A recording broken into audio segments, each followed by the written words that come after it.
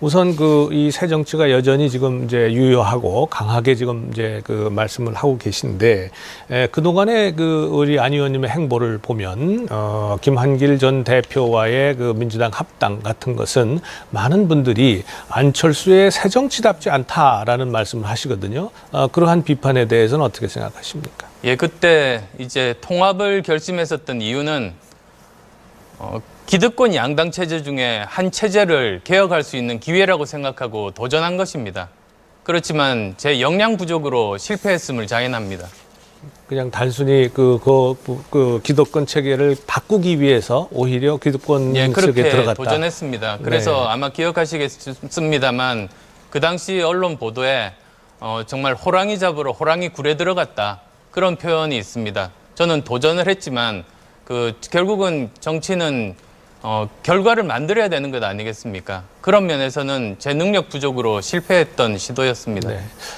다시 잠시 전에 아까 말씀하신 3당 체제로 좀 돌아가 보겠습니다. 지난번 4.13 총선은 안 의원께서는 이런 새로운 우리 정당을 창당을 해서 이렇게 도전을 했습니다만, 그리고 그 결과 상당한 성과를 거둔 것도 사실입니다. 그런데 그 성과의 직접적 원인이 오히려 예를 들면 호남에서의 반문 정서, 또 새누리당의 공천 실패, 아주 작태, 추태, 이것의 반사적 이익이 아니냐.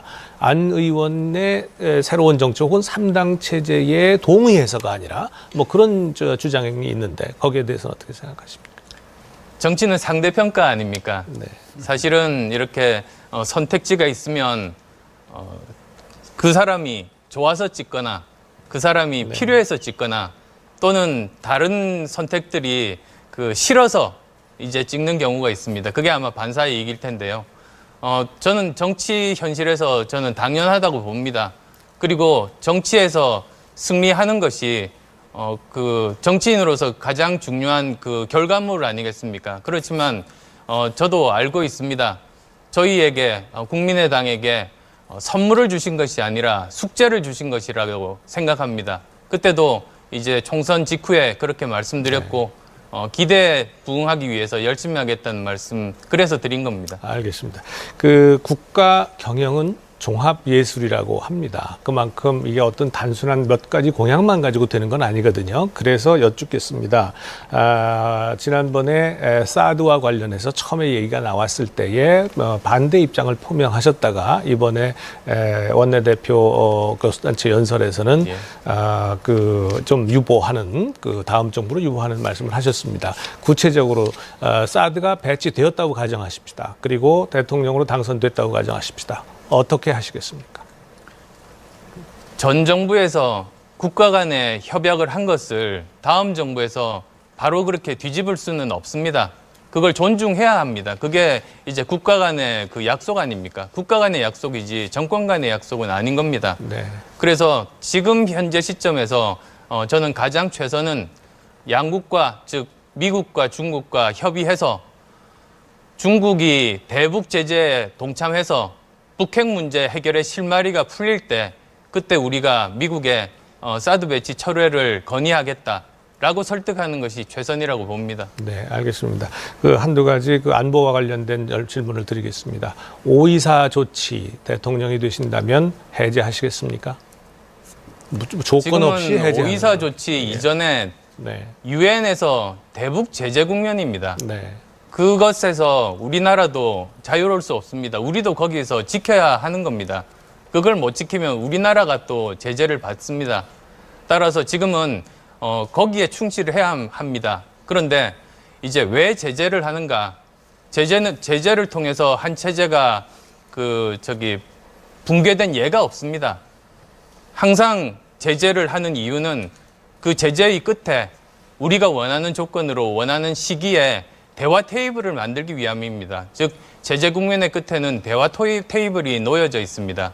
따라서 지금 제재와 함께 대화를 병행해서 우리가 원하는 시기에 원하는 조건에 대화 테이블을 만들고 거기서 논의해야 된다고 말씀드립니다. 네, 마지막 질문 드리겠습니다. 30초가 남았기 때문에 마지막 질문 드리겠습니다. 이번 대선 국면에서요, 다시 한번 문재인 후보와 혹은 다른 후보들과 서로 후보 단일화를 해야 된다고 한다면 다시 양보하시겠습니까? 후보 단일화는 없습니다. 이제 국민들이 후보 단일화에 대해서는 신물을 내십니다. 알겠습니다. 자, 감사합니다. 홍성골 교수 수고하셨고요. 자, 다음은 김옥희 교수 차례죠. 보수 정부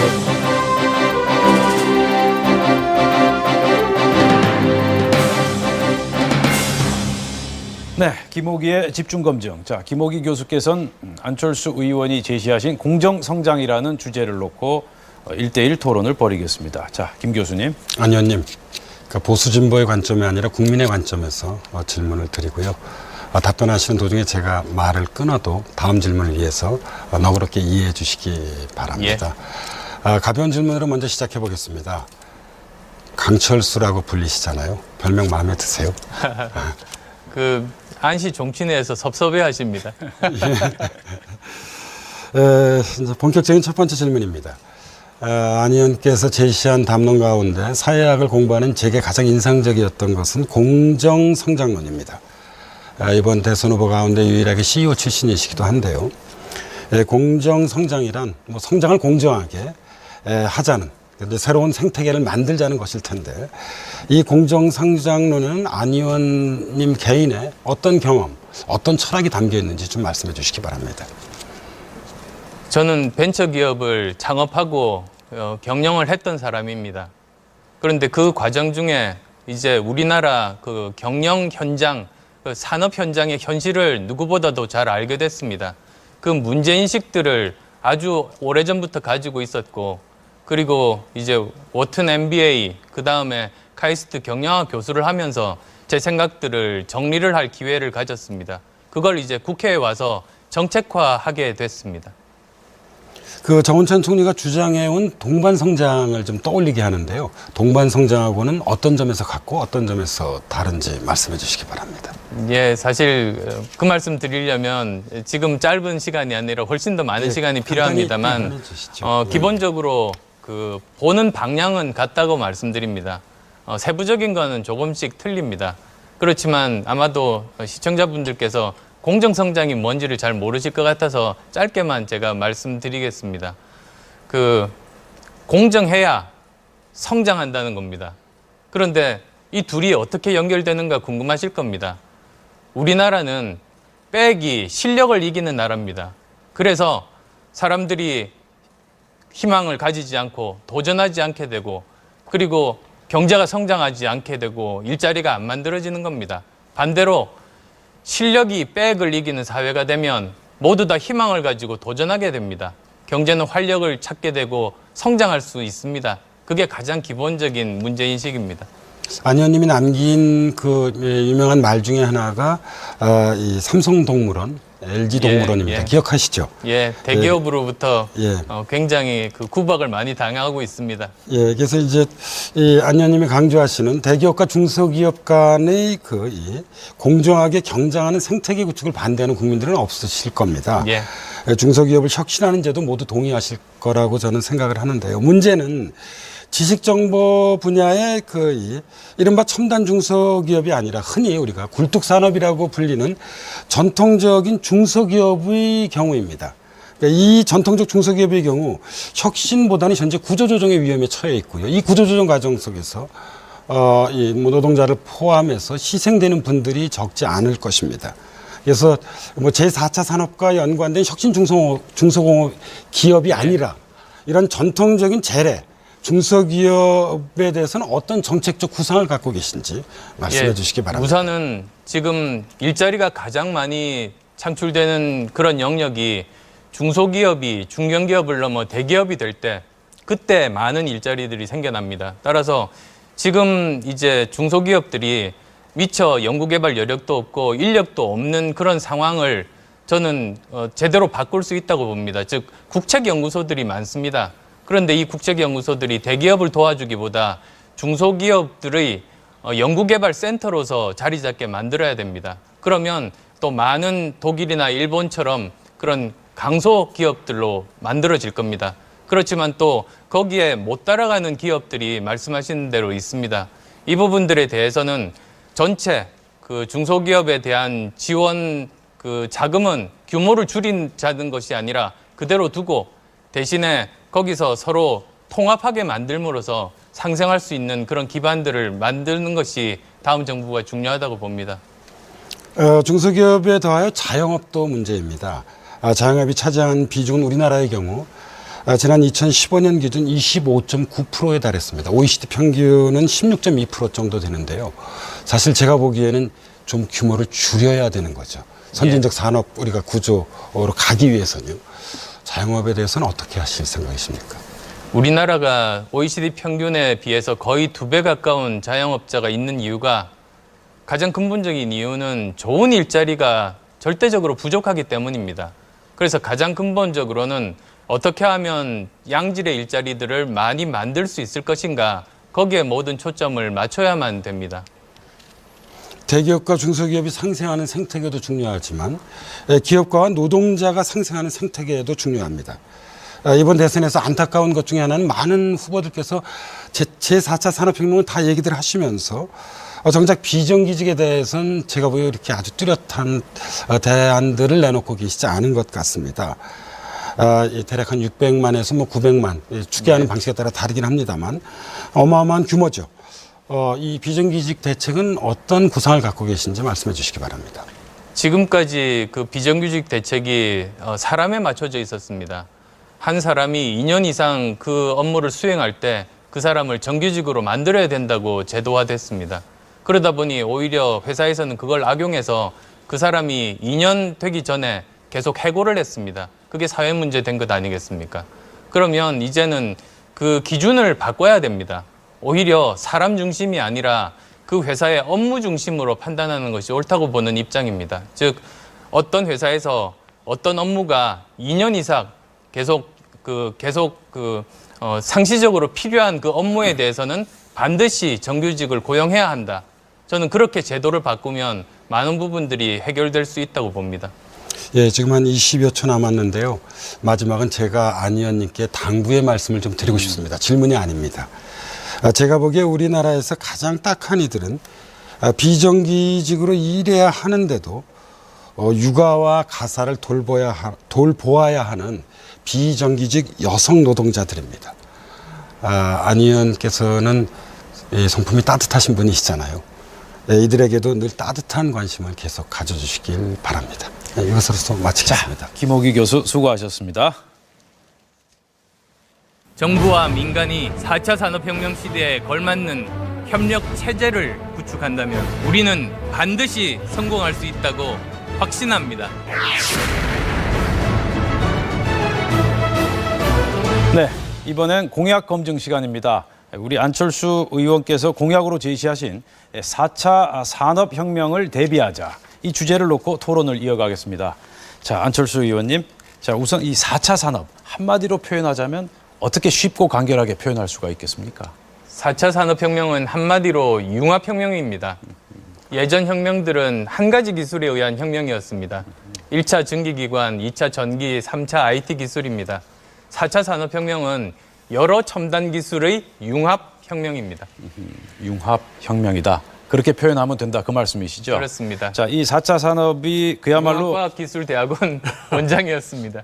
예, 저도 잘 알고 있습니다. 그래서 한마디로 표현을 어떻게 하시는지 한번 듣고 싶었고요. 자, 지구촌을 통째로 바꿀 거역할 수 없는 쓰나미다. 뭐 정말 어마어마한 그런 변화가 올 것 같은 그런 느낌이 드는데, 자, 4차 산업에 대비하자, 준비하자, 뭐 말들은 많이 하는데 우리 안철수 의원께서 어떤 준비, 어떤 대비를 해야 된다라고 생각하십니까? 아주 기본에 충실해야 된다고 봅니다. 보통 4차 산업혁명하면 이제 첨단 기술에 투자하자고 이야기하기가 쉽습니다. 네. 그렇지만 사실 지금 어떤 변화가 일어날지 예측 불허의 상황입니다. 4차 산업혁명이 진행될수록 그런 일들이 많이 생깁니다. 그래서 이럴 때일수록 가장 기본으로 돌아가자는 겁니다. 가장 대표적으로 저는 3가지 기반을 꼽고 싶습니다. 첫 번째로는 교육 개혁을 해야 합니다. 정말 창의적인 인재를 길러서 본인 스스로 문제 해결 능력을 가진 인재들을 길러야 이 아이들이 미래를 헤쳐나갈 수 있습니다. 두 번째는 과학기술 혁명입니다. 그런데 종래의 이런 정부 주도의 방식이 아니라 실제로 현장에서 요구를 충실히 정부에서는 지원하는 방식으로 완전히 180도 바뀌어야만 합니다. 그다음 또 세 번째로는 공정한 경쟁이 가능한 경제 구조를 만드는 일이 무엇보다도 중요합니다. 그래야 실력 있는 사람이 열심히 해서 그 성과를 얻고 거기에 따라서 많은 사람들이 여러 가지 시도, 도전이 가능하게 되는 겁니다. 네, 자 먼저 홍성골 교수. 네. 아마 4차 산업혁명은 아마도 여러 대권 지금 주자들이 있습니다만 안철수 의원만큼 전문성과 자신감을 가지고 있는 분은 안 계실 거예요. 저도 사회과학을 합니다만 IT 정책을 하거든요. 그래서 늘 이걸 하면서 제가 걱정스러운 게 바로 일자리입니다. 지난 수년 동안. 그래서 아까도 우리 말씀하셨습니다만 일자리에 대해서 여러 가지 대책을 세우고 창출이 가장 중요하다라고 말씀을 하셨는데 구체적인 방법론을 몇 가지 제시해 주시면 그렇다면 아주 시청자 여러분들이 아주 도움이 될 것 같습니다. 제가 여기서 결합해서 같은 문제이기 때문에 잠깐 붙이겠습니다. 전 통계를 좀 말씀드려 보겠습니다. 2025년 경우입니다. 이거는 이제 한국고용정보원에 따른 것입니다. 인공지능과 로봇의 기술적 대체 가능성을 이제 조사했는데요. 전체 취업자의 70%가 넘는 1,800만 명이 사실 고용 위험을 받게 될 것이라고 전망을 했습니다. 그리고 작년 다보스 포럼의 경우에서는 일자리가 700만 개 없어지는데 새로운 일자리는 사실 200만 개 정도 생긴다고 얘기했거든요. 사실 4차 산업혁명은 분명 한편에서는 장밋빛 미래이지만 조금 전에 홍성걸 교수 말씀하셨듯이 고용과 일자리 측면에서 보면 대단한 위기라고 하지 않을 수 없습니다. 전문가시니까. 우리 안 의원님 답변을 저희 두 사람의 질문을 좀 묶어서 지금 말씀하신 것처럼 정말 위기입니다. 그렇지만 저는 또 기회가 될 수 있을 거라고 봅니다. 많은 일자리들이 주는데 그 일자리들은 대부분 단순 반복 직업들이 많습니다. 그건 전문가 일조차도 마찬가지입니다. 전문가도 모든 일들이 다 창의적인 일이 아니라 단순 반복적인 일들이 많은데 그걸 이제 인공지능이 대체합니다. 그렇지만 대신에 생기는 200만 개 일자리 말씀하셨는데 그것이 대부분 지식정보산업 관련된 일자리들입니다. 그래서 우리나라는 그런 다른 외국의 평균보다는 훨씬 더 많은 지식정보산업 분야 일자리를 만들 수 있습니다. 우리나라가 대졸자도 세계에서 가장 높은 편이고 그리고 많은 훌륭한 인재들이 있기 때문에 그곳에 집중하면 우리에게는 새로운 기회가 있을 수 있다고 봅니다. 교섭단체 대표연설을 제가 읽어봤습니다. 이번에 하신 거요. 되게 인상적이었습니다. 그중에서 오늘 이제 시간 관계상 그냥 크게 제목만 말씀하셨는데, 4차 산업혁명을 위해서는 교육혁명, 기초과학기술, 그다음에 이제 공정한 경쟁, 인프라를 재정비하는 게 중요하다고 말씀하셨는데요. 학제 개편이 지난 며칠 동안 큰 관심을 모았습니다. 간단히 좀 말씀해 주실 수 있겠습니까? 국가의 기본 중에 기본이 저는 교육이라고 봅니다. 국가 위기 상황을 헤쳐나갈 때도 정말 가장 기본은 교육에서 출발하고 경제적인 어려움을 헤쳐나갈 때도 사실은 교육이 가장 중요한 개혁의 핵심이라고 저는 보고 있습니다. 그걸 통해서 이제 모든 일들은 사람이 하는 일이기 때문에 그렇습니다. 그런데 지금 우리 교육 제도는 일제 강점기 이후로 거의 변화가 없습니다. 70년 전이나 지금이나 같은 나이에 대학에 입학합니다. 이런 부분들을 바꾸지 않으면 안 된다는 절박한 심정에서 이제 이런 고민들이 시작이 됐습니다. 그래서 지금은 보통 교육이 입시 교육에 완전히 매몰되어 있습니다. 즉 12년 내내 입시를 위해서 달리는 겁니다. 이걸 끊을 필요가 있습니다. 그래서 보통 교육과 그런 입시 교육을 분리를 하고 거기에 따라서 창의 교육이 가능해집니다. 그러면 자연적으로 사교육비도 줄어듭니다. 그런 고민에서 이제 학제를 바꾸는 수밖에는 없다고 생각합니다. 제가 그냥 여기만 연관해서 하나 꼭 말씀드리고 싶어요. 먼저 말씀해도 될까요? 그러시죠. 왜냐하면 우리 안 의원님도 대학에 계셨고 우리 홍 교수님이나 저도 이제 대학에 있는데 오랫동안 교육 문제를 제가 이렇게 지켜보니까 저는 이런 생각이 좀 들었습니다. 문제는 우리 교육 문제를 해결하기 위해선 사회도 바뀌어야 한다는 것이죠. 왜 많은 학생들이 인류대학을 가려 하고 공무원 내지 전문직이 되려고 하겠습니까? 제가 보기엔 노동시장에서 임금 격차 때문에 그렇습니다. 저는 이제 독일에서 5년, 그다음 미국에서 2년 공부를 했는데 독일 같은 경우에서는 사무직 노동자와 육체 노동자의 임금 격차가 거의 없습니다. 그러니까 굳이 대학을 갈 필요가 없는 거죠. 근데 저는 그러니까 이 교육 내부의 학제 개편도 대단히 중요하다고 생각합니다. 그러나 노동시장과 같은 사회가 변화되지 않는 한 이런 어떤 그런 뭐 인류대학 중심의 어떤 그런 뭐 대학 입시로 향한 것에 모든 교육이 맞춰져 있잖아요. 예. 이게 과연 학제 개편 이런 것들 통해서 좀 근본적으로 바뀔 수 있을까? 이런 좀 회의를 가지고 있습니다. 예. 예, 정말 정확하게 말씀하신 대로입니다. 저도 오래전부터 가지고 있던 문제인식이 교육개혁은 교육개혁만으로 완성되지 않습니다. 교육개혁은 그 일자리 개혁의 종속 변수입니다. 사회 구조가 바뀌지 않으면 교육개혁은 어느 정도는 할 수 있습니다만 한계에 부딪힙니다. 따라서 이게 제대로 되려면 가령 제가 이제 이번에 제안했던 학제 개편은 그 15세에 중등학교를 졸업하고 나서 이제 직업학교로 선택해서 직장으로 갈 수 있는 그 길이 있습니다.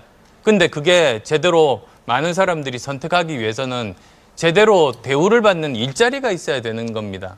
그래서 그것과 동시에 병행해야 된다는 그런 생각입니다. 제가 아까 말씀하신 그 학제 개편은 전적으로 공감합니다. 그리고 요즘에 정치권에서 얘기 나오는 이 18세 선거권 제도 도입과 관련해서도 학제 개편이 선행되지 않으면 그게 고등학교 교육이 상당히 어렵거든요. 그래서 그런 점에서 전 전적으로 공감하고요.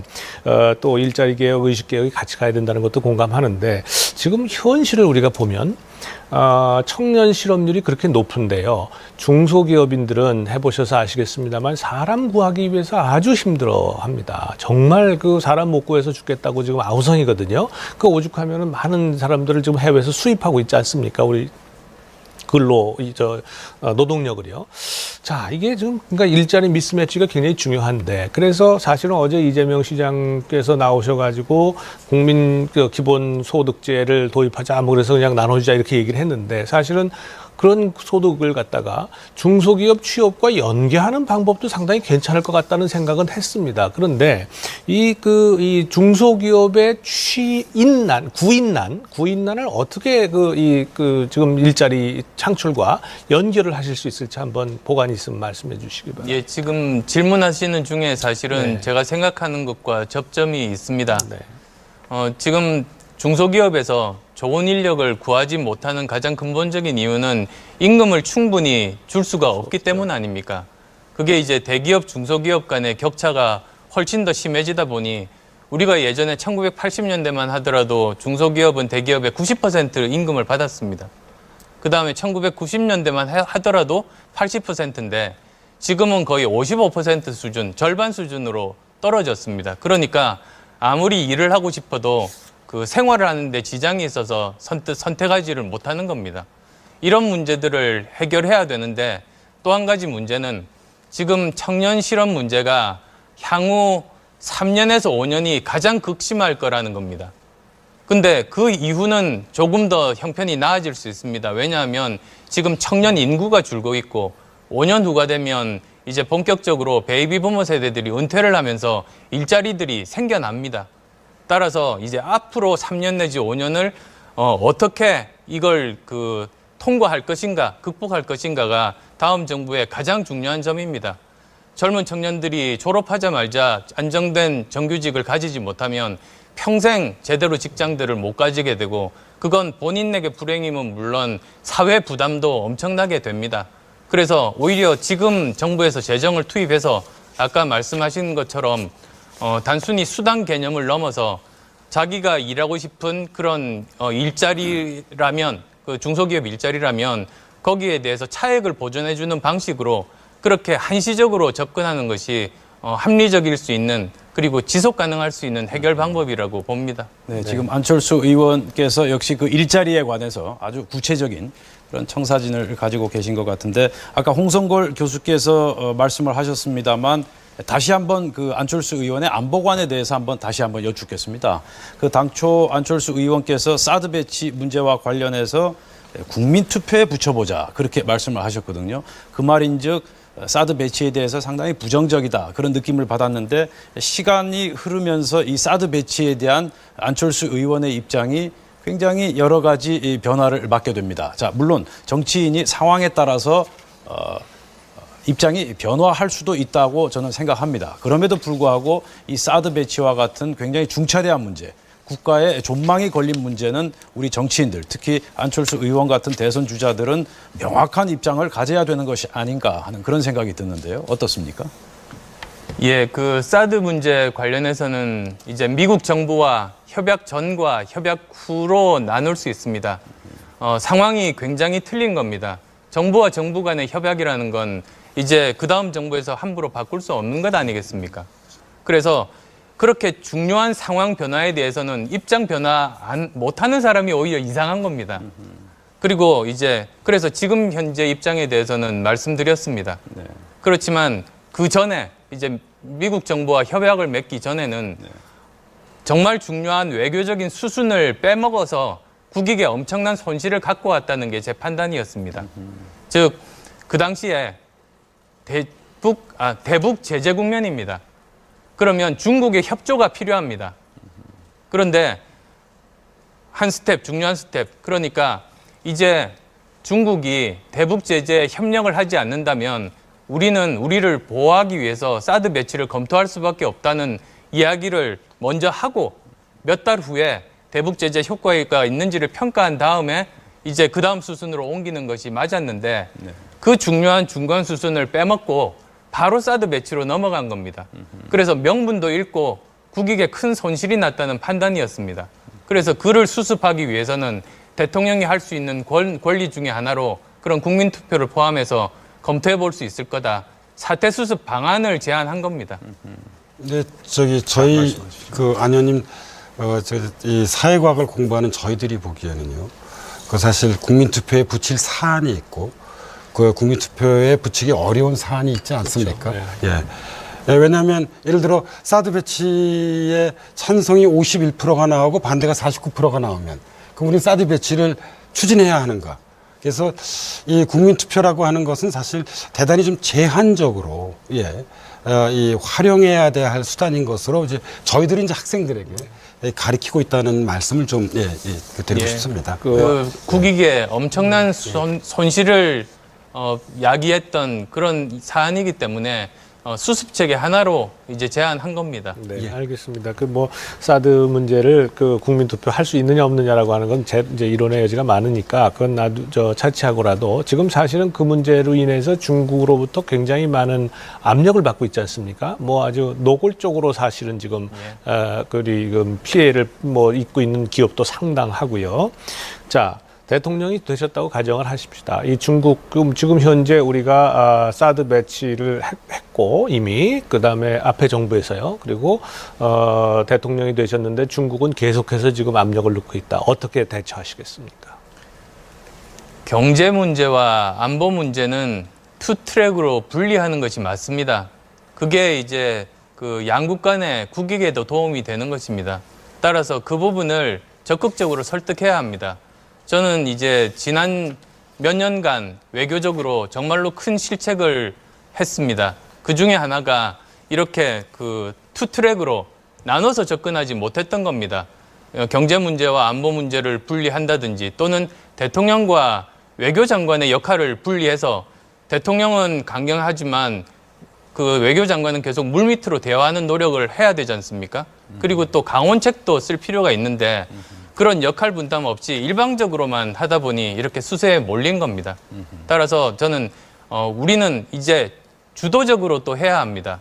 주도적으로 이제 투 트랙으로 양쪽 국가들을 다 설득하는 노력이 필요하다. 그리고 다행히 도널드 트럼프가 이제 대통령에 취임을 했으니까 거기서 아마 여러 가지 또 요구 사항도 있겠습니다만 저는 우리가 이제 줄 거는 주고 또 우리가 원하는 것들을 받을 것은 받는 것을 통해서 훨씬 주도적으로 외교를 이끌어갈 수 있다고 봅니다.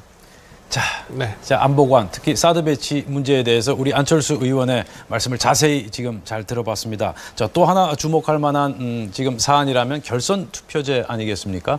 안철수 의원께서 결선 투표제를 하자 여러 차례 강조 주장을 해오셨는데 제가 생각할 땐 이게 무슨 법률 개정 사안이냐 헌법 개정 사안이냐 그거보다도 그 참 힘든 대통령 선거를 두 번이나 해야 된단 말이냐 하는 그런 피로감, 예. 국민적인 부담감 아니겠습니까? 자, 이런 생각을 가진 국민들, 유권자들에게 어떻게 설득을 하시겠습니까?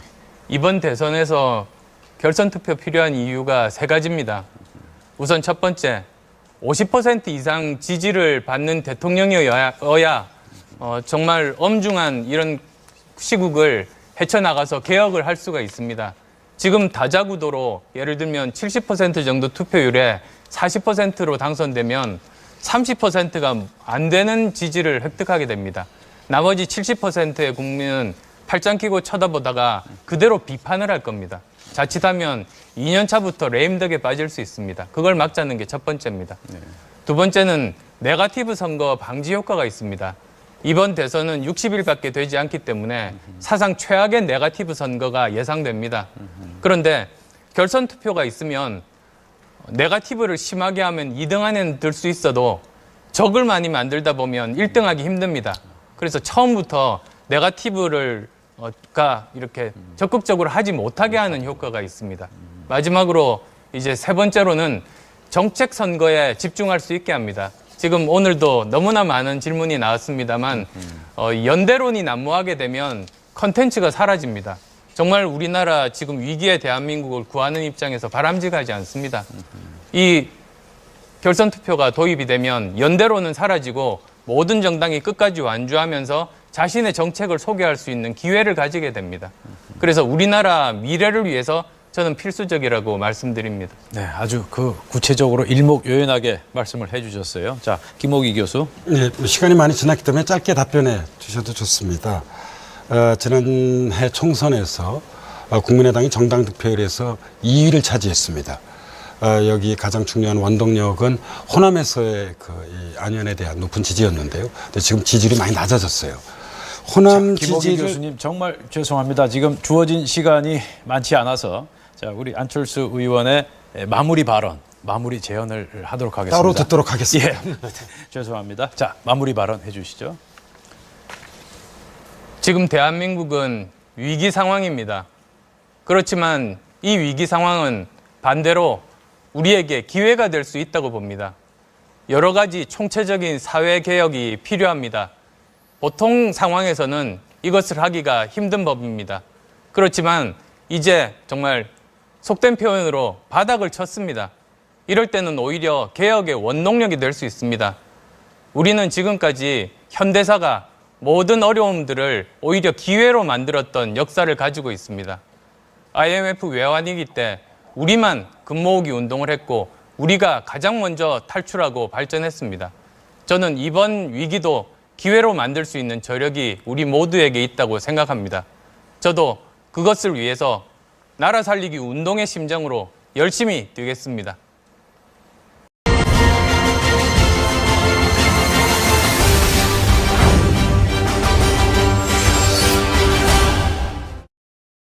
변화에 대한 열망이 굉장히 컸습니다. 네, 네. 그리고 특히 지난 총선 때 네. 이제 국민의당에 많은 지지를 네. 보내주신 것이 네.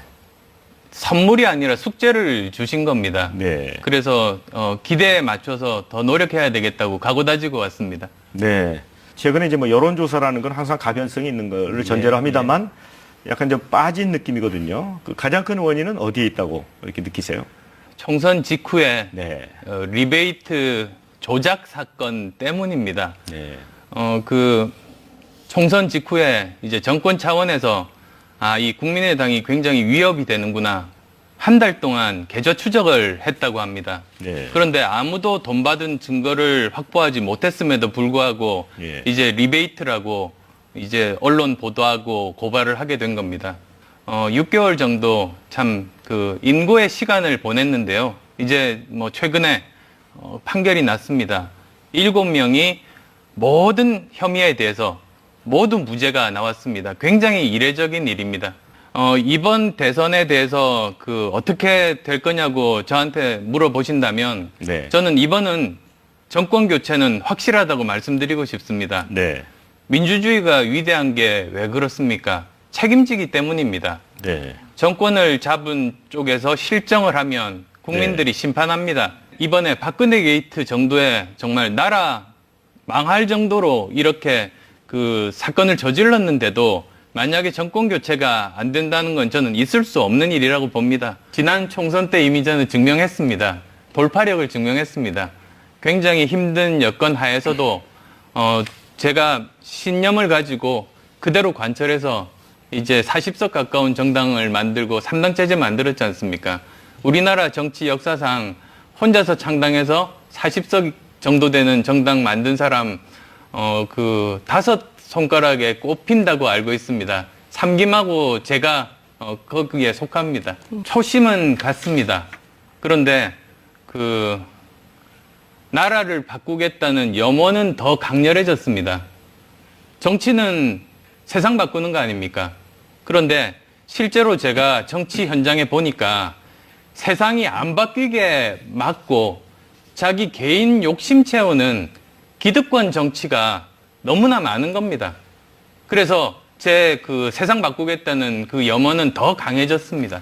자기가 속한 정당에 대해서 믿음이 없거나 또는 자당 후보에 대해서 신뢰가 없는 정당이 승리한 예가 없습니다.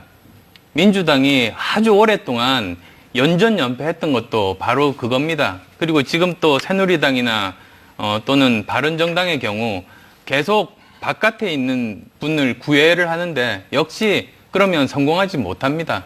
그래서 저는 너무나 당연한 당위론을 말씀드리는 겁니다.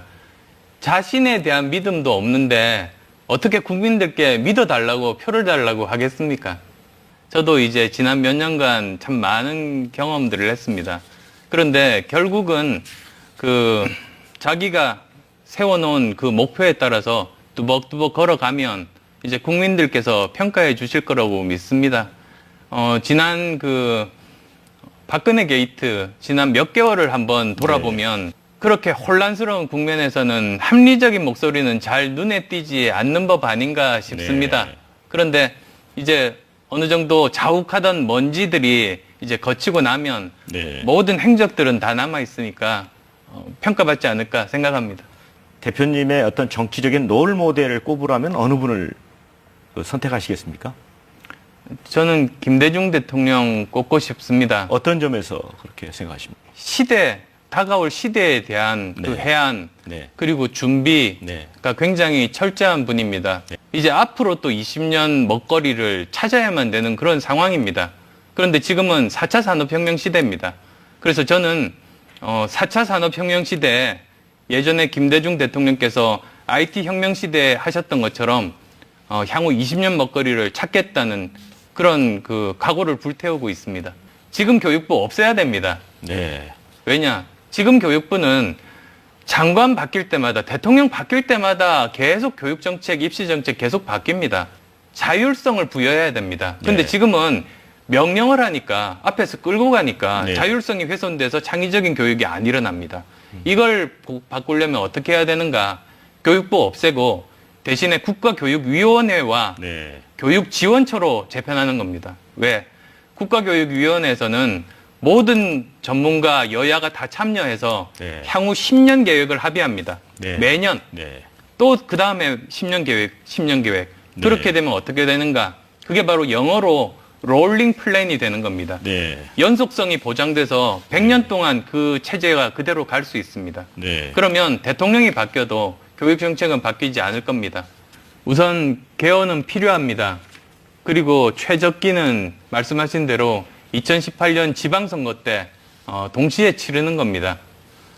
우선은 왜 개헌이 필요한가? 아마 이번 박근혜 게이트로 느끼셨을 겁니다. 제왕적 대통령제가 문제 아닙니까? 근데 왜 제왕적 대통령이냐? 미국 대통령과 이름은 같은데 너무 권한이 다릅니다. 미국 대통령은 집행권 하나만 가지고 있습니다. 그런데 한국 대통령은 집행권뿐만 아니라 예산권, 인사권, 그리고 입법권, 감사권까지 5대 절대 권력을 가지고 있습니다. 우리나라가 이제 앞으로 더 성장하려면 대기업만 잘 되는 구조는 안 된다고 생각했습니다. 그런데 네. 우리나라 대기업들이 그 중소기업, 벤처기업과 함께 상생하는 그런 그 생태계를 만드는 것이 아니라 네. 착취하는 동물원을 만들어서 네. 이용만 하고 그 동물원에서 굶어 죽게 만드는 구조인 겁니다. 네. 그걸 깨야지 우리 미래가 있고 대기업의 미래가 있다고 말씀드렸습니다. 네. 지금으로서는 찾을 수 있는 방안은 이제 중국과 미국 양국을 설득하는 겁니다. 그래서 그 중국에 대해서도 그 우리는 북핵 위협 때문에 이 한미 동맹이 중요하다. 지금은 북한 대북 제재 국면입니다. 중국의 협력이 있어야 이 제재가 가능합니다. 그러니까 그 제재에 중국이 동참을 하고 거기에 따라서 이제 북핵 문제가 이제 해결의 실마리가 풀리기 시작할 때 그때 우리가 미국에 사드 배치 철회를 요구할 수 있다. 이 정도로 서로 협의를 하는 것이 가능한 방법이라고 봅니다. 위기인 동시에 우리에게 기회일 수 있습니다. 무슨 뜻이냐면 도널드 트럼프 대통령은 모든 것을 다 협상 테이블에 올려놓고 원점에서 서로 논의하고자 하는 그런 입장 아니겠습니까?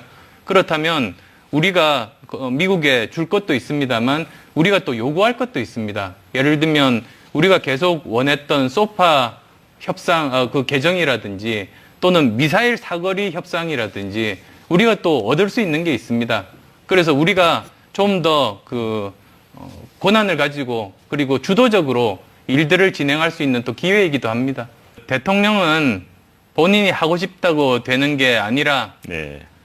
시대가 요구하는 사람이 된다는 믿음을 가지고 있습니다. 네. 그러면 이 시대에 어떤 사람을 이제 필요로 하는가 몇 가지 기준이 있다고 봅니다. 우선 첫 번째로는 정직한 사람입니다. 네. 박근혜 대통령 거짓말을 보면서 정말 기본이 안 돼 있는 이 나라를 보면서 네. 그 미덕은 네. 다시 더 강조해도 지나치지 않습니다. 네. 두 번째로는 이제 깨끗한 국정 운영 아니겠습니까? 예. 정치적으로 신세진 사람이 적어야 그래야 깨끗하게 국정을 운영할 수 있습니다. 그리고 이제 세 번째로는 정치적인 성과물입니다. 이 정치 분야에서 여러 가지 어려움을 뚫고 그 정치적인 결과물을 보여준 사람이 선택받을 겁니다. 정권 교체는 어떤 시나리오나 어떤 그 구도 하에서도 저는 그 100% 당연하다라고 보고 끝까지 그렇게 완주하신다는- 되면 네. 이제 그 두 후보 가운데 네. 누가 더 좋은 정권 교체인가, 네. 나라 살리는 정권 교체인가 그렇게 이제 마음 놓고 선택하실 수 있을 겁니다.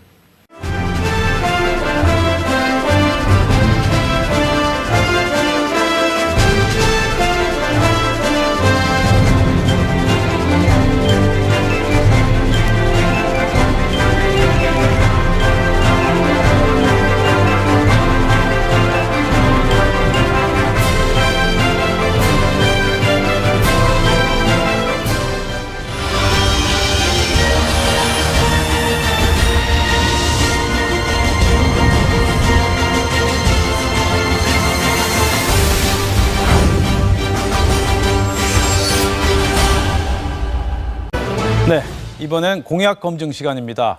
우리 안철수 의원께서 공약으로 제시하신 4차 산업혁명을 대비하자 이 주제를 놓고 토론을 이어가겠습니다. 자, 안철수 의원님, 자 우선 이 4차 산업 한마디로 표현하자면 어떻게 쉽고 간결하게 표현할 수가 있겠습니까? 4차 산업혁명은 한마디로 융합혁명입니다. 예전 혁명들은 한 가지 기술에 의한 혁명이었습니다. 1차 증기기관, 2차 전기, 3차 IT 기술입니다. 4차 산업혁명은 여러 첨단 기술의 융합혁명입니다. 융합혁명이다. 그렇게 표현하면 된다. 그 말씀이시죠? 그렇습니다. 자, 이 4차 산업이 그야말로 과학기술대학원 원장이었습니다. 예, 저도 잘 알고 있습니다. 그래서 한번 한마디로 표현을 어떻게 하시는지 한번 듣고 싶었고요. 자, 지구촌을 통째로 바꿀 거역할 수 없는 쓰나미다. 뭐 정말 어마어마한 그런 변화가 올 것 같은 그런 느낌이 드는데, 자, 4차 산업에 대비하자, 준비하자, 뭐 말들은 많이 하는데 우리 안철수 의원께서 어떤 준비, 어떤 대비를 해야 된다라고 생각하십니까? 아주 기본에 충실해야 된다고 봅니다. 보통 4차 산업혁명 하면 이제 첨단 기술에 투자하자고 이야기하기가 쉽습니다. 그렇지만 사실 지금 어떤 변화가 일어날지 예측 불허의 상황입니다. 4차 산업혁명이 진행될수록 그런 일들이 많이 생깁니다.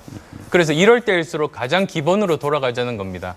가장 대표적으로 저는 3가지 기반을 꼽고 싶습니다. 첫 번째로는 교육 개혁을 해야 합니다. 정말 창의적인 인재를 길러서 본인 스스로 문제 해결 능력을 가진 인재들을 길러야 이 아이들이 미래를 헤쳐나갈 수 있습니다. 두 번째는 과학기술 혁명입니다. 그런데 종래의 이런 정부 주도의 방식이 아니라 실제로 현장에서 요구를 충실히 정부에서는 지원하는 방식으로 완전히 180도 바뀌어야만 합니다. 그다음 또 세 번째로는 공정한 경쟁이 가능한 경제 구조를 만드는 일이 무엇보다도 중요합니다.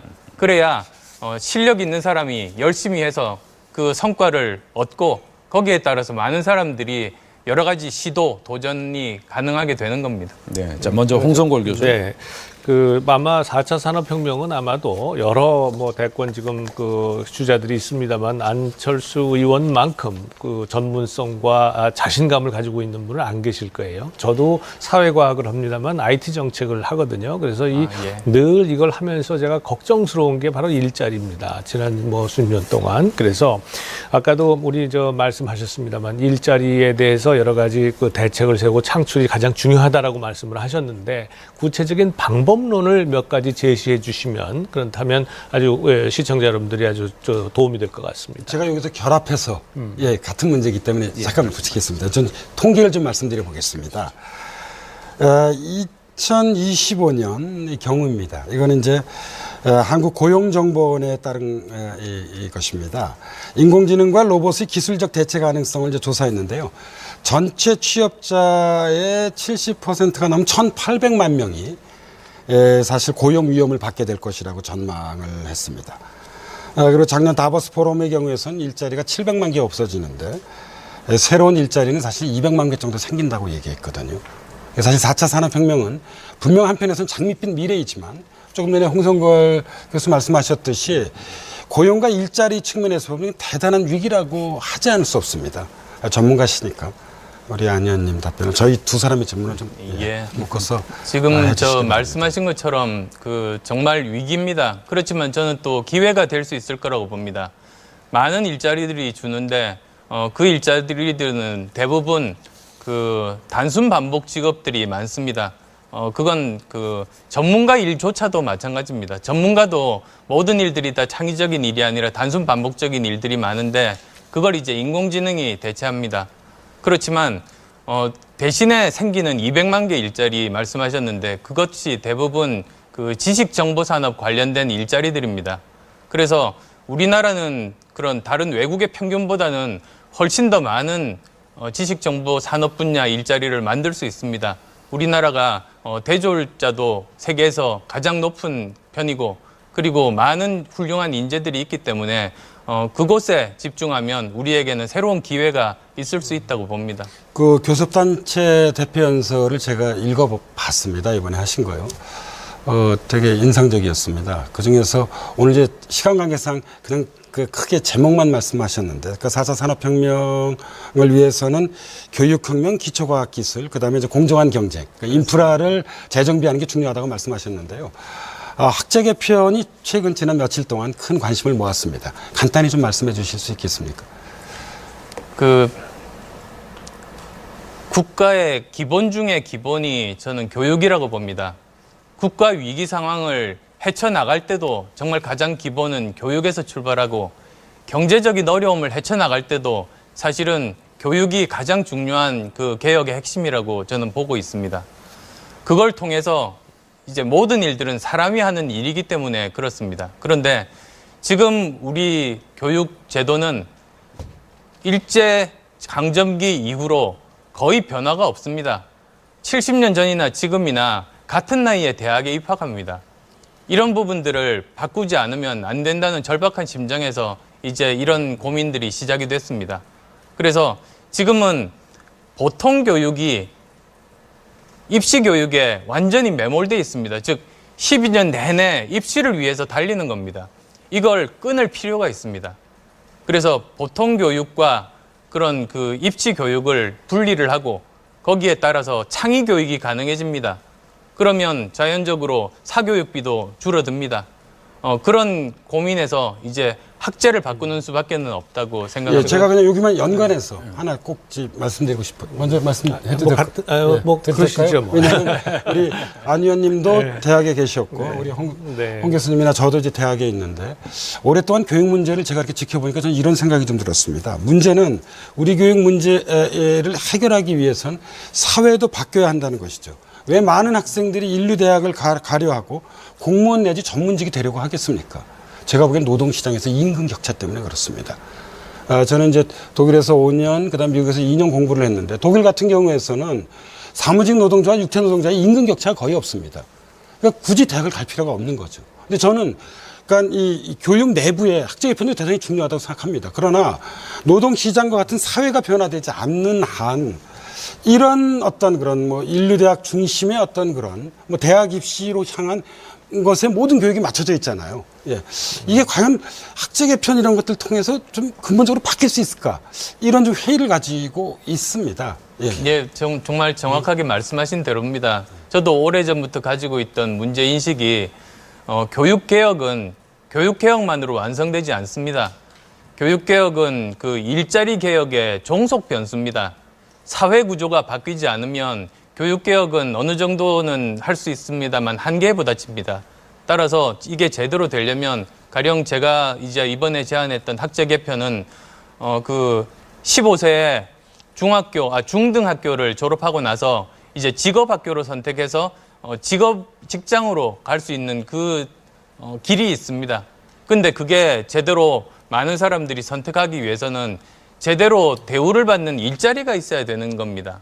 그래서 그것과 동시에 병행해야 된다는 그런 생각입니다. 제가 아까 말씀하신 그 학제 개편은 전적으로 공감합니다. 그리고 요즘에 정치권에서 얘기 나오는 이 18세 선거권 제도 도입과 관련해서도 학제 개편이 선행되지 않으면 그게 고등학교 교육이 상당히 어렵거든요. 예. 그래서 그런 점에서 저는 전적으로 공감하고요. 또 일자리 개혁, 의식 개혁이 같이 가야 된다는 것도 공감하는데 우선 이 새 정치가 여전히 지금 이제 유효하고 강하게 지금 이제 말씀을 하고 계신데 그동안의 우리 안 의원님의 행보를 보면 김한길 전 대표와의 민주당 합당 같은 것은 많은 분들이 안철수의 새정치답지 않다라는 말씀을 하시거든요. 그러한 비판에 대해서는 어떻게 생각하십니까? 예, 그때 이제 통합을 결심했었던 이유는 기득권 양당 체제 중에 한 체제를 개혁할 수 있는 기회라고 생각하고 도전한 것입니다. 그렇지만 제 역량 부족으로 실패했음을 자인합니다. 그냥 단순히 기득권 체계를 바꾸기 위해서 오히려 기득권 예, 속에 그렇게 들어갔다. 도전했습니다. 그래서 네. 아마 기억하시겠습니다만 그 당시 언론 보도에 정말 호랑이 잡으러 호랑이 굴에 들어갔다 그런 표현이 있습니다. 저는 도전을 했지만 결국은 정치는 결과를 만들어야 되는 것 아니겠습니까? 그런 면에서는 제 능력 부족으로 실패했던 시도였습니다. 네.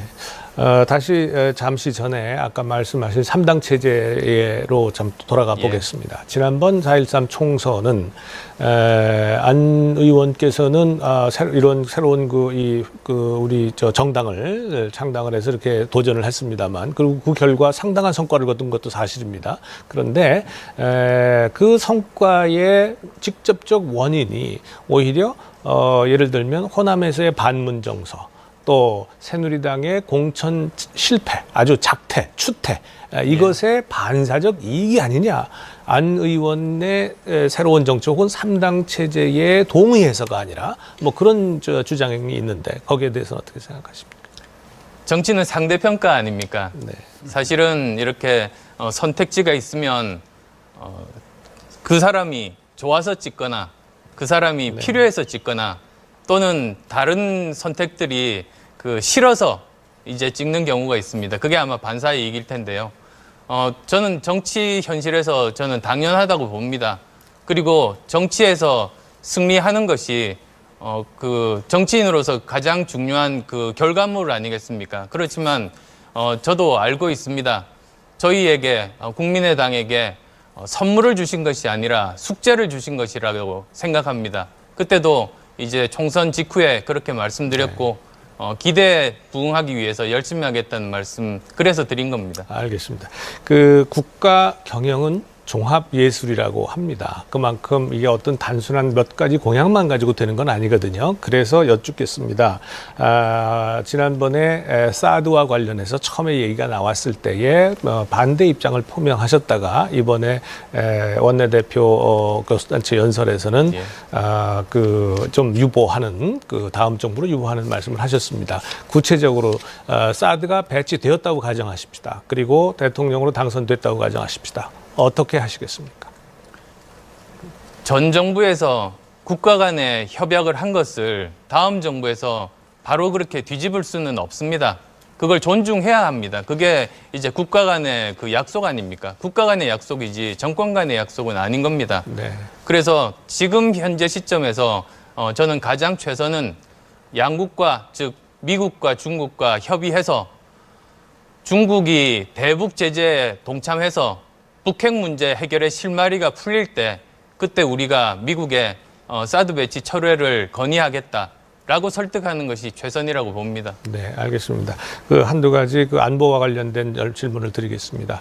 524 조치 대통령이 되신다면 해제하시겠습니까? 조건 없이 지금은 해제하는 524 조치 이전에 네. 유엔에서 대북 제재 국면입니다. 네. 그것에서 우리나라도 자유로울 수 없습니다. 우리도 거기에서 지켜야 하는 겁니다. 그걸 못 지키면 우리나라가 또 제재를 받습니다. 따라서 지금은 거기에 충실을 해야 합니다. 그런데 이제 왜 제재를 하는가? 제재를 통해서 한 체제가 붕괴된 예가 없습니다. 항상 제재를 하는 이유는 그 제재의 끝에 우리가 원하는 조건으로 원하는 시기에 대화 테이블을 만들기 위함입니다. 즉 제재 국면의 끝에는 대화 테이블이 놓여져 있습니다. 따라서 지금 제재와 함께 대화를 병행해서 우리가 원하는 시기에 원하는 조건에 대화 테이블을 만들고 거기서 논의해야 된다고 말씀드립니다. 네, 마지막 질문 드리겠습니다. 30초가 남았기 때문에 마지막 질문 드리겠습니다. 이번 대선 국면에서요, 다시 한번 문재인 후보와 혹은 다른 후보들과 서로 후보 단일화를 해야 된다고 한다면 다시 양보하시겠습니까? 후보 단일화는 없습니다. 이제 국민들이 후보 단일화에 대해서는 신물을 내십니다. 알겠습니다. 자, 감사합니다. 홍성골 교수 수고하셨고요. 자, 다음은 김호기 교수 차례죠. 보수 진보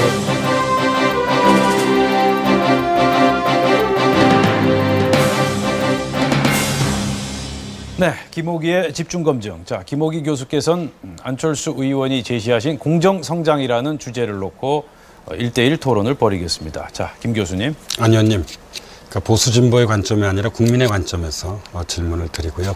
답변하시는 도중에 제가 말을 끊어도 다음 질문을 위해서 너그럽게 이해해 주시기 바랍니다. 가벼운 질문으로 먼저 시작해 보겠습니다. 강철수라고 불리시잖아요. 별명 마음에 드세요? 안시 종친회에서 섭섭해 하십니다. 이제 본격적인 첫 번째 질문입니다. 안 의원께서 제시한 담론 가운데 사회학을 공부하는 제게 가장 인상적이었던 것은 공정성장론입니다. 이번 대선 후보 가운데 유일하게 CEO 출신이시기도 한데요. 공정성장이란 성장을 공정하게 하자는, 새로운 생태계를 만들자는 것일 텐데, 이 공정성장론에는 안 의원님 개인의 어떤 경험, 어떤 철학이 담겨 있는지 좀 말씀해 주시기 바랍니다. 저는 벤처기업을 창업하고 경영을 했던 사람입니다. 그런데 그 과정 중에 이제 우리나라 그 경영 현장, 그 산업 현장의 현실을 누구보다도 잘 알게 됐습니다. 그 문제인식들을 아주 오래전부터 가지고 있었고, 그리고 이제 워튼 MBA, 그 다음에 카이스트 경영학 교수를 하면서 제 생각들을 정리를 할 기회를 가졌습니다. 그걸 이제 국회에 와서 정책화하게 됐습니다. 그 정운찬 총리가 주장해온 동반성장을 좀 떠올리게 하는데요. 동반성장하고는 어떤 점에서 같고 어떤 점에서 다른지 말씀해 주시기 바랍니다. 예, 사실 그 말씀 드리려면 지금 짧은 시간이 아니라 훨씬 더 많은 시간이 필요합니다만 기본적으로 그 보는 방향은 같다고 말씀드립니다. 세부적인 거는 조금씩 틀립니다. 그렇지만 아마도 시청자분들께서 공정성장이 뭔지를 잘 모르실 것 같아서 짧게만 제가 말씀드리겠습니다.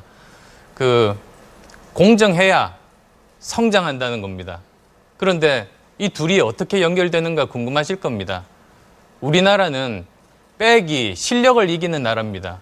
그래서 사람들이 희망을 가지지 않고 도전하지 않게 되고 그리고 경제가 성장하지 않게 되고 일자리가 안 만들어지는 겁니다. 반대로 실력이 백을 이기는 사회가 되면 모두 다 희망을 가지고 도전하게 됩니다. 경제는 활력을 찾게 되고 성장할 수 있습니다. 그게 가장 기본적인 문제인식입니다. 안 의원님이 남긴 그 유명한 말 중에 하나가 이 삼성동물원, LG동물원입니다. 예. 기억하시죠? 예, 대기업으로부터 예.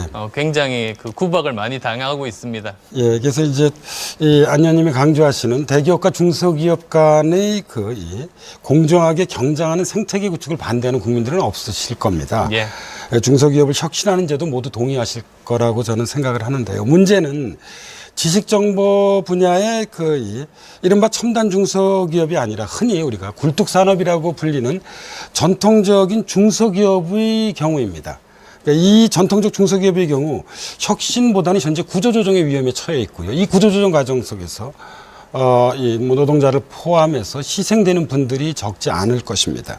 그래서 뭐 제4차 산업과 연관된 혁신 중소공업 기업이 아니라 이런 전통적인 재래 중소기업에 대해서는 어떤 정책적 구상을 갖고 계신지 말씀해 주시기 바랍니다. 우선은 지금 일자리가 가장 많이 창출되는 그런 영역이 중소기업이 중견기업을 넘어 대기업이 될 때 그때 많은 일자리들이 생겨납니다. 따라서 지금 이제 중소기업들이 미처 연구개발 여력도 없고 인력도 없는 그런 상황을 저는 제대로 바꿀 수 있다고 봅니다. 즉 국책연구소들이 많습니다. 그런데 이 국책연구소들이 대기업을 도와주기보다 중소기업들의 연구개발 센터로서 자리 잡게 만들어야 됩니다. 그러면 또 많은 독일이나 일본처럼 그런 강소기업들로 만들어질 겁니다. 그렇지만 또 거기에 못 따라가는 기업들이 말씀하신 대로 있습니다.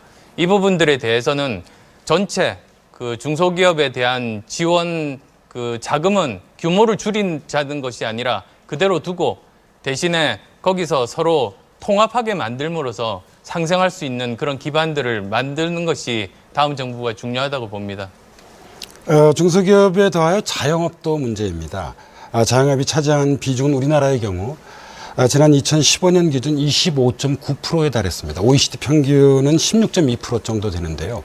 사실 제가 보기에는 좀 규모를 줄여야 되는 거죠. 선진적 산업 우리가 구조로 가기 위해서는요. 자영업에 대해서는 어떻게 하실 생각이십니까? 우리나라가 OECD 평균에 비해서 거의 2배 가까운 자영업자가 있는 이유가 가장 근본적인 이유는 좋은 일자리가 절대적으로 부족하기 때문입니다. 그래서 가장 근본적으로는 어떻게 하면 양질의 일자리들을 많이 만들 수 있을 것인가 거기에 모든 초점을 맞춰야만 됩니다. 대기업과 중소기업이 상생하는 생태계도 중요하지만 기업가와 노동자가 상생하는 생태계도 중요합니다. 이번 대선에서 안타까운 것 중에 하나는 많은 후보들께서 제4차 산업혁명을 다 얘기들 하시면서 정작 비정규직에 대해서는 제가 보기에 이렇게 아주 뚜렷한 대안들을 내놓고 계시지 않은 것 같습니다. 대략 한 600만에서 뭐 900만 추계하는 방식에 따라 다르긴 합니다만 어마어마한 규모죠. 이 비정규직 대책은 어떤 구상을 갖고 계신지 말씀해 주시기 바랍니다. 지금까지 그 비정규직 대책이 사람에 맞춰져 있었습니다. 한 사람이 2년 이상 그 업무를 수행할 때 그 사람을 정규직으로 만들어야 된다고 제도화됐습니다. 그러다 보니 오히려 회사에서는 그걸 악용해서 그 사람이 2년 되기 전에 계속 해고를 했습니다. 그게 사회 문제 된 것 아니겠습니까? 그러면 이제는 그 기준을 바꿔야 됩니다. 오히려 사람 중심이 아니라 그 회사의 업무 중심으로 판단하는 것이 옳다고 보는 입장입니다. 즉 어떤 회사에서 어떤 업무가 2년 이상 계속 계속 상시적으로 필요한 그 업무에 대해서는 반드시 정규직을 고용해야 한다. 저는 그렇게 제도를 바꾸면 많은 부분들이 해결될 수 있다고 봅니다. 예, 지금 한 20여 초 남았는데요. 마지막은 제가 안 의원님께 당부의 말씀을 좀 드리고 싶습니다. 질문이 아닙니다. 제가 보기에 우리나라에서 가장 딱한 이들은 비정규직으로 일해야 하는데도 육아와 가사를 돌보아야 하는 비정규직 여성 노동자들입니다. 안 의원께서는 성품이 따뜻하신 분이시잖아요. 이들에게도 늘 따뜻한 관심을 계속 가져주시길 바랍니다. 이것으로서 마치겠습니다. 김호기 교수 수고하셨습니다. 정부와 민간이 4차 산업혁명 시대에 걸맞는 협력 체제를 구축한다면 우리는 반드시 성공할 수 있다고 확신합니다.